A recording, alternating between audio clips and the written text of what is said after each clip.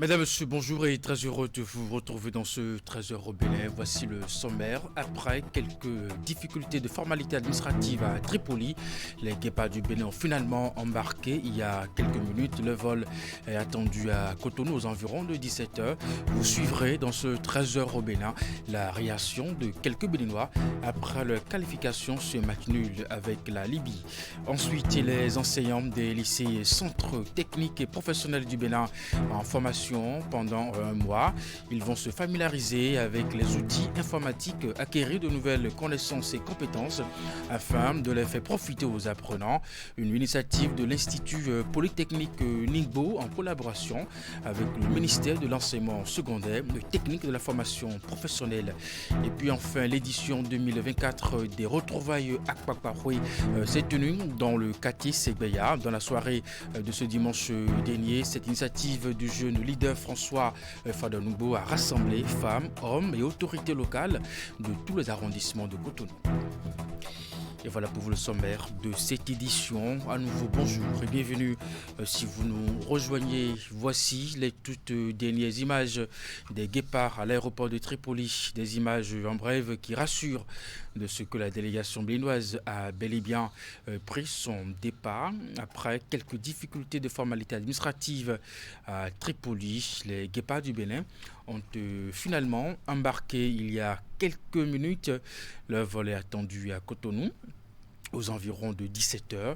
On le rappelle, le Bénin vient d'obtenir son billet pour la prochaine Coupe d'Afrique des Nations. Les guépards du Bénin, freinés par deux fois sur le chemin de la qualification, s'est finalement qualifié pour le rendez-vous du Maroc de 2025 face à la Libye. Le Bénin n'avait besoin que d'un petit point pour se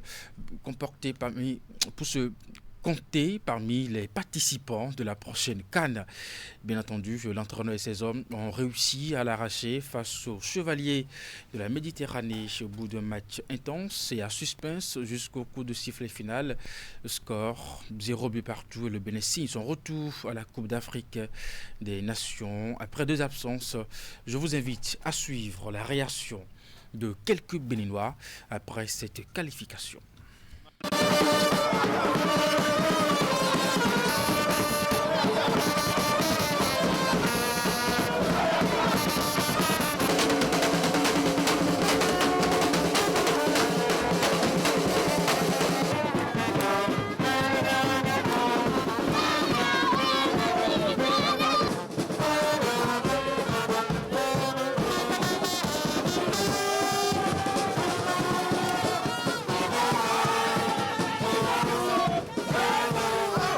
Quoi? On va s'éclater ce soir. C'est pas le plan qui quitte ici pour la Côte d'Ivoire le retour. Souffrir pendant tout ce temps et se faire éliminer encore, je pense pas. On ira à la Coupe du Monde. Ça... Vous voyez ce qui nous anime derrière moi, vous avez constaté. Mais les premiers mots vont à Dieu, l'omniscient, l'omnipotent. Lui qui a pouvoir sur toutes choses. Lui grâce à qui c'est arrivé. Parce qu'il y a 5 ans, le Bénin ne s'est plus qualifié pour une CAN. Grâce à Dieu, grâce à l'hospitalité du peuple ivoirien, à qui je dis amitié. Personne ne sont que bonnes. Je suis journaliste, d'accord, mais avant d'être journaliste, je suis béninois, citoyen donc béninois, très fier de cette qualification. Ah, la joie est trop! Vous avez vu le maillot là? On peut pour aller à la messe demain. C'est la joie! Ah, le Bénin est qualifié! C'est la joie! La joie! Je suis animé d'une grande joie, très content parce qu'on a assez souffert. Supporters que nous sommes, nous savons ce que nous avons bravé pour arriver à ce stade. Merci au guépard. Béninois est en joie. On prévoyait ça. Nous, les supporters au CNSB, avec tous les parcours aller-retour, sur toutes les expéditions ivoiriennes, on souffre en route. Mais aujourd'hui, nous sommes réconfortés. Mes impressions, je suis très content pour la victoire que le Bénin a remportée. Je suis vraiment content. Ma joie est énorme. Plein de joie. Et le Bénin est qualifié dans la douleur. Mais on est sorti, il y a la joie, il y a la vibration, l'émotion totale en nous. Ceux qui ne croient pas au Bénin, ils n'ont qu'à croire aujourd'hui que le Bénin sera en Coupe du Monde, on est qualifié pour la CAN. On sera qualifié pour la Coupe du Monde prochainement. C'est une joie totale, c'est une joie totale. On remercie Dieu. On remercie Dieu, on remercie nos ancêtres qui nous ont accompagnés jusqu'à cette étape. C'est une joie totale à moi. Au moins, je sais même de quoi dire.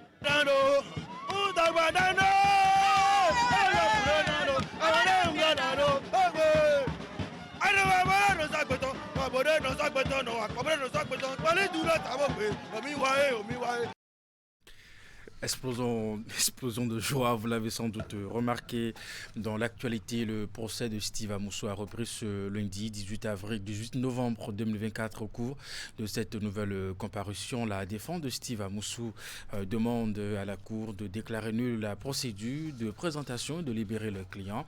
Le ministère public juge les exceptions de la défense opportunistes et nulles et demande à la Cour de les ranger car elle n'est pas saisie des conditions d'arrestation de Steve Amoussou, d'autant plus que, selon le ministère public, le sujet relatif aux conditions d'arrestation de Steve Amoussou a été vidé. Bien entendu, la Cour a délibéré et a renvoyé le dossier au 9 décembre 2024. Nous vous proposons la réaction de Maître Barnabé Bagour, l'un des avocats de Steve Amoussou.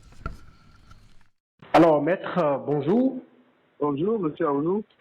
C'était prévu ce lundi le procès de Steve Amoussou au frère Rouvi. Dites-nous comment l'audience s'est déroulée ce matin. Oh, non, on ne sait pas si Steve Amoussou est frère Rouvi, hein, on ne sait pas encore. Puisque jusque-là, on n'a même pas eu le temps d'aller au fond.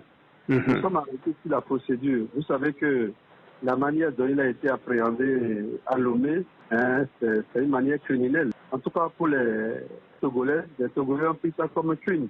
Hein, donc, même si les Béninois ne veulent pas considérer ça, les Togolais peuvent ça très sérieusement. Par conséquent, ici au Bénin, nous avions refusé d'aller au fond. Il y a de gros vices. On ne peut pas prendre quelqu'un comme ça et l'amener au Bénin et nous aussi on reçoit et puis on dit ce qu'il compte, c'est qu'il a fait ceci, il a fait cela, il a fait ça. Et donc ça a été renvoyé au 9 pour que le juge nous dise si oui ou non il est d'accord pour annuler la procédure. On a perdu militer de la procédure, mais parce que d'abord la Constitution est violée. Dans la Constitution, nous avons le droit d'aller et venir dans notre Constitution. Et également, le Code de procédure pénale a été violé dans ces articles 20, 21, 78 et autres. Hein, même la Cour africaine des droits de l'homme, la Convention africaine des droits de l'homme et des peuples a été violée. Donc il y a tellement de violations. Alors souvent, c'est dans les cas de drogue qu'on voit ces genres de procédures. Mais nous, ici, c'est le contraire. M. Steve Amoussou, qui n'est peut-être pas frère Rouvi, on ne sait pas. Puisque on n'a pas pu démontrer que c'est le frère Rouvi. Oui. Steve Amoussou a d'abord contesté qu'il n'est pas frère Rouvi. Donc nous avons demandé à notre tribunal d'annuler cette procédure-là. Et qu'est-ce que le tribunal a dit? Il a mis ça en délibéré pour le 9 décembre. Mais nous irons encore plus loin. Nous avons servi la Cour constitutionnelle. On ne peut pas servir quelqu'un comme ça dans cette condition, l'amener au Bénin. Nous avons fait. Alors, Steve Amoussou, comment se porte-t-il? Dans quel état, dame, vous l'avez vu ce matin? Quel est son moral? Oh, vous savez, il y a un moral très haut. Hein, vous savez, il manie très bien le verbe. Et comme nous le savons, nous l'avons appris. Si c'est lui vraiment, frère Rouvi, on ne sait pas. Mais en tout cas, le Steve Amoussou qu'on a vu aujourd'hui était sûr de lui, était confiant. Le français, vous savez très bien que c'est quelqu'un qui aime bien la langue française. Il a pris ça, lui-même, il a pris sa défense. Après que les avocats eurent plaidé, il a pris aussi la parole pour décider qu'il a posé une question importante. À qui profite le crime, hein? Ce crime d'enlèvement à Lomé, à qui cela profite? C'est la question qu'il a posée. Alors, c'est à nous tous, au tribunal aussi, de répondre. À qui cela profite? Cela profite-t-il au peuple béninois? Le fait qu'on l'ait enlevé comme ça, qu'on l'a amené pour le juger, voilà, c'est la question que je m'ai posée. Du côté de Lomé, l'affaire évolue là-bas? Ah bien, l'affaire évolue très bien à Lomé. Vous savez que certains, les complices, justement, ont été pris à Lomé et on est en train de les juger. Il y a une procédure, il y a Lomé, le juge d'instruction. Il y a une instruction qui est... Et donc, nous avons eu à lire les procès-verbaux. Et nous croyons que ce que Lomé dit n'est pas du tout la même chose. Il n'est pas en concordance avec ce que la créatrice juge ici. Donc, nous attendons pour voir wait and see. Nous verrons bien comment ça va se terminer à Lomé. Et alors qu'au Bénin, déjà, la pièce a hâte de vite juger. On dirait que c'est une patate chaude. D'accord. Donc, si je vous résume, ce matin, le tribunal voulait juger l'affaire au fond. Et nous avons un peu tout ça. Nous avons soulevé les limites de procédure. Donc, on doit amener la procédure parce que c'est une procédure qui est difficile. On ne peut pas prendre quelqu'un comme ça et l'amener venir le juger au Bénin et s'appuyer sur OK, d'accord, c'est pas possible. Voilà un peu la substance du procès de ce matin. Merci, maître. Nous en plus, merci, M. Aounou, et à bientôt. À bientôt, oui. La réunion préparatoire de la 43e session ordinaire du Conseil des ministres de l'autorité du bassin du Niger se tient bien entendu depuis ce lundi à Cotonou. L'expertise technique du secrétariat exécutif de cette structure sous-régionale se penche sur un certain nombre de documents en vue de pondre à la fin des recommandations pour une gestion efficiente du bassin du Niger. Les travaux durent 3 jours. Voici maintenant le compte rendu avec Maël Belou. Du Niger. Cette rencontre est statutaire et prépare la 43e session ordinaire du Conseil des ministres de l'autorité du bassin du Niger que le Bénin se réjouit d'abriter. Les réflexions dès l'entame permettent de poser le diagnostic de cet héritage commun à plusieurs pays eu égard aux effets des changements climatiques et autres menaces environnementales. Notre bassin, mesdames et messieurs, est de plus en plus confronté à des défis majeurs liés à la démographie galopante, à la dégradation des écosystèmes, la pollution des ressources en eau, tant de surface que souterraine, les effets néfastes des changements climatiques dont les impacts se font sentir et menacent la vie des 100 millions d'habitants du bassin. Pour y faire face, mesdames et messieurs, nous devons innover, faire de la gestion intégrée des ressources en eau et de la résilience au changement climatique les socles de nos initiatives. C'est en clair le comité technique des experts qui se réunit ici à Cotonou à l'effet de traduire en actes et sur document la coopération régionale en vue d'un développement intégré et durable du bassin du Niger. Nous attendons de la présente rencontre des propositions et recommandations pertinentes permettant d'assurer un bon fonctionnement du secrétariat exécutif et la mise en œuvre des projets et programmes malgré les défis sécuritaires. Pour finir, j'en appelle à la solidarité, à l'engagement et surtout à l'esprit d'équipe. À la génération future, il faut laisser une autorité du bassin forte et bien gérée, ce qui implique une volonté individuelle et collective, mais surtout une contribution effective des États membres. Le développement de notre espace commun doit partir de nos États membres eux-mêmes avant de compter sur les partenaires techniques et financiers qui nous accompagnent. En effet, on ne peut parler de développement du bassin du Niger et de son institution régionale que si nous mettons à disposition et à temps opportun les moyens financiers et humains nécessaires pour les grands travaux demandés au secrétariat. Le retard répété dans l'acquittement des contributions des États membres au fonctionnement de notre institution commune est un facteur et un grand handicap pour l'institution. Du 18 au 20 novembre donc, il est attendu de l'expertise technique des recommandations pertinentes à même d'orienter les délibérations du Conseil des ministres. Le président de la Haute Autorité de l'Audiovisuel et de la Communication, Edouard Loko, a accordé ce lundi une audience au président du Haut Conseil de la Communication de la République centrafricaine, occasion pour ce dernier et sa délégation d'apprendre de l'expérience de la HAC dans le cadre des élections locales. Suivant un extrait du point des échanges faits par le rapporteur de l'instance centrafricaine au sorti de cette audience. L'objet de la mission, la visite, c'est de venir en compagnie du président du Haut Conseil de la Communication de la République centrafricaine pour rencontrer nos homologues de la HAC afin de nous imprégner de l'expérience de la HAC. Parce que en République centrafricaine, nous avons au mois de juillet de l'année prochaine des élections locales, c'est-à-dire municipales et régionales. Pour ce qui concerne les élections municipales, nous ne les avons pas organisées depuis environ une quarantaine d'années. De sorte que l'instance de régulation des médias de la République centrafricaine n'a jamais eu l'occasion de gérer des élections locales. Or, ici au Bénin, c'est un exercice auquel l'instance de régulation est assez familiarisée, on va dire. Donc c'est important pour nous de venir échanger avec nos homologues du Bénin sur leur expérience en matière de gestion des élections locales. Donc c'est l'objet de la mission et maintenant nous avons effectivement été reçus par le président de la HAC à l'instant. On pourrait dire que pour l'instant avec le président de la HAC, ça a été une rencontre à caractère protocolaire pour d'abord le saluer, lui présenter nos civilités et ensuite on va se mettre au travail et on reviendra vers lui naturellement pour faire un retour du travail qu'on aura effectué.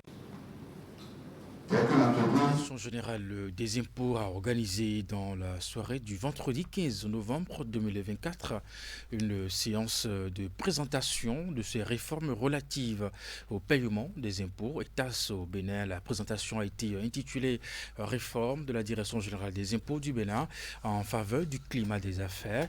Elle avait pour objectif de présenter aux contribuables tous les efforts consentis par la Direction générale des impôts en vue de faciliter le paiement des recettes fiscales et l'allègement des formalités d'enregistrement des entreprises. Voici le compte rendu.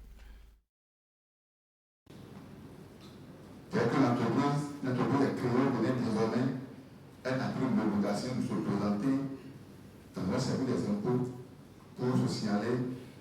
Elle peut commencer directement sans aucune procédure, pas fonctionner, pas exercer. L'amélioration du climat des affaires et la prospérité des entreprises opérant au Bénin sont des préoccupations autour desquelles la Direction générale des impôts s'est activée durant ces 5 dernières années.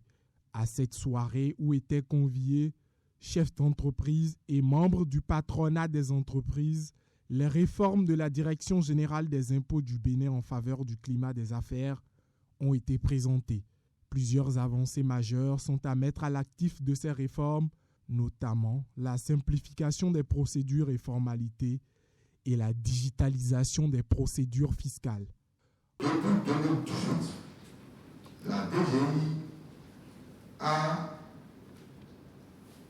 installé une plateforme qui permet aux contribuables de télédéclarer et de télépayer tous les impôts, je dis bien tous les impôts et taxes. Dans le même registre, la DGI a procédé à la dématérialisation de la demande de l'attestation de régularité fiscale. Désormais, les entreprises peuvent également effectuer les dépôts des états financiers en ligne. Aussi, la DGI a fait de la transparence une qualité inhérente à ses offres. Pour satisfaire au mieux donc, ces partenaires qui sont les contribuables, a créé une cellule entièrement dédiée aux contribuables. Et la mission de cette cellule, c'est d'accueillir, écouter et servir loyalement le contribuable. Il s'agissait également pour la DGI de recenser les préoccupations des contribuables afin d'y apporter des solutions permettant ainsi d'améliorer les recettes fiscales en République du Bénin.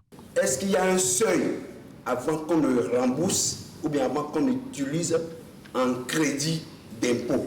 L'occasion de cette rencontre a également mis en avant les mesures importantes prises par la Direction générale des impôts pour l'année 2025. Je voudrais annoncer par exemple l'extension du système de paiement des impôts en ligne aux personnes physiques et aux très petites entreprises. Malgré les efforts consentis par la Direction générale des impôts, elle reste toutefois consciente du chemin à faire en vue de poursuivre l'amélioration constante de la qualité de ses services. Je vous l'annonçais en titre, les enseignants des lycées, centres techniques et professionnels du Bénin en formation. Pendant un mois, ils vont se familiariser avec les outils informatiques, acquérir de nouvelles connaissances et compétences afin de les faire profiter aux apprenants. L'initiative émane de l'Institut Polytechnique Ningbo en collaboration avec le ministère de l'enseignement secondaire, technique de la formation professionnelle. C'est le lycée technique d'amitié sino-béninoise d'Akasato qui accueille la formation. Voici les détails. Doter le Bénin d'un vivier de compétences à même de s'adapter aux nouveautés en numérique afin d'accélérer le développement et le positionnement du Bénin en pôle d'expertise du numérique dans la sous-région. Ainsi se résume l'objectif de cette formation dédiée aux enseignants venus des lycées et centres techniques et professionnels. La mise en œuvre de ce programme de soutien à l'EFTP et de promotion de la formation professionnelle permettra à notre pays d'avoir un sous-secteur de l'enseignement et la formation technique et professionnelle au rythme des nouvelles mutations socio-économiques qui imposent une amélioration continue de la qualité des prestations et productions, ce qui passe naturellement par la veille stratégique, l'innovation, la culture de l'assurance qualité et la recherche. Une soixantaine au total, ces enseignants seront outillés sur la programmation Python et les techniques de réseau, autant de connaissances qui leur seront inculquées par des experts chinois. Les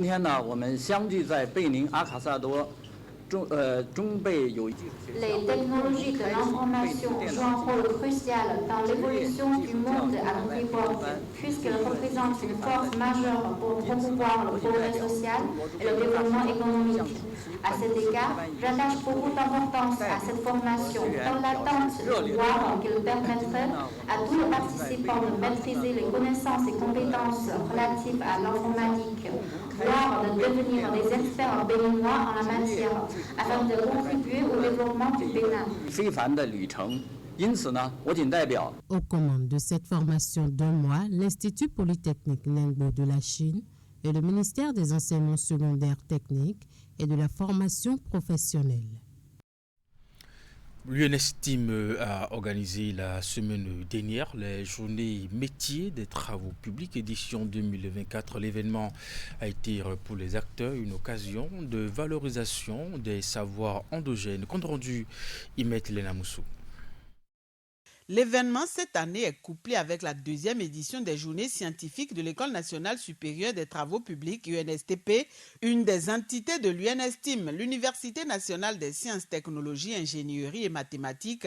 Les journées métiers des travaux publics de l'UNSTP d'Abomey offrent pour cette édition 2024 aux chercheurs, praticiens, étudiants et autres partenaires engagés l'opportunité de valoriser les savoirs endogènes tout en les intégrant aux connaissances contemporaines. Les travaux toute cette semaine s'inscrivent dans cette démarche de complémentarité et d'échange, plaçant nos discussions sous le signe de l'équilibre entre tradition et modernité. Ils ont également pour vocation de hisser nos étudiants à des niveaux de compétences et de compétitivité comparables à ceux des universités du monde entier.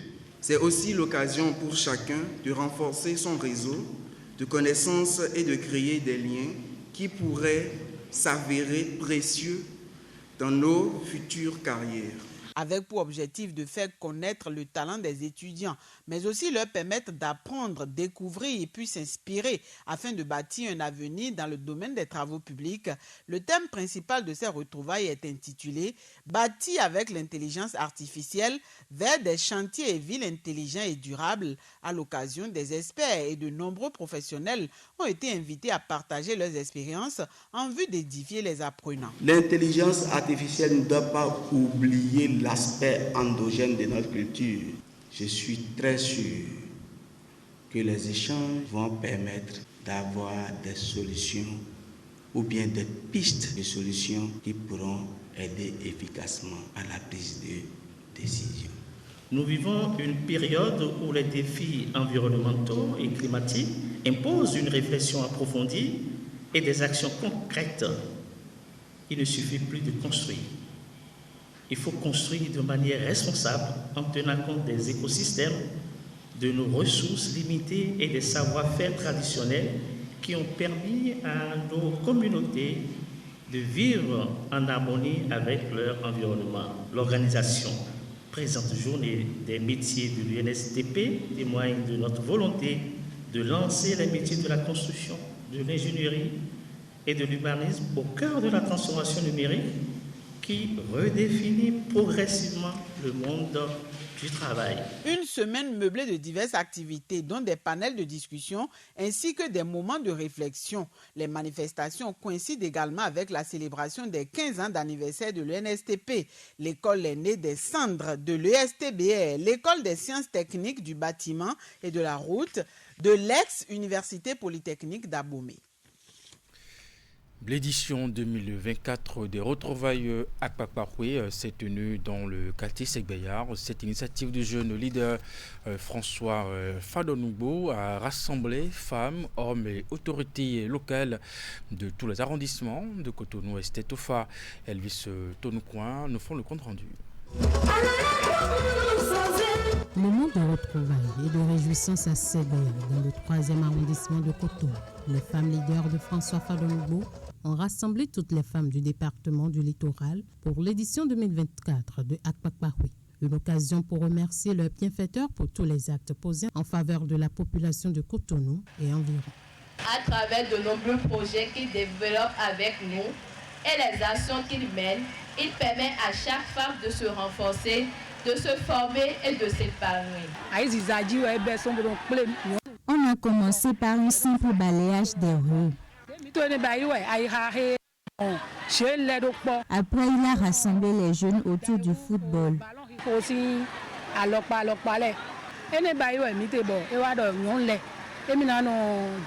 Et depuis un moment, les femmes bénéficient de microcrédits à rembourser sans intérêt. Nous sommes reconnaissants en notre président, M. François Fadonoubo, qui croit en la force et en l'indépendance du leadership féminin. À cette liste s'ajoute l'affrètement du bus à l'intention des femmes commerçantes pour faciliter leur transport vers le marché d'Antokpa, ainsi que l'octroi de bourse aux nouveaux bacheliers.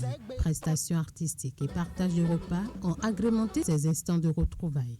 Son objectif principal est de lutter contre la pauvreté. Mais on ne peut quand même pas lutter contre la pauvreté sans nos mamans, nos chères mamans. Raison pour laquelle le président Fadonoubo a réuni les femmes leaders pour bien s'imprégner de leurs problèmes afin de les résoudre normalement. Les retrouvailles Akpakparoué 2024 ont été rehaussées par la présence des autorités locales de la commune de Cotonou. Rendez-vous est pris pour le 19 février 2025 pour les retrouvailles entre hommes et femmes leaders de François Fadonoubo.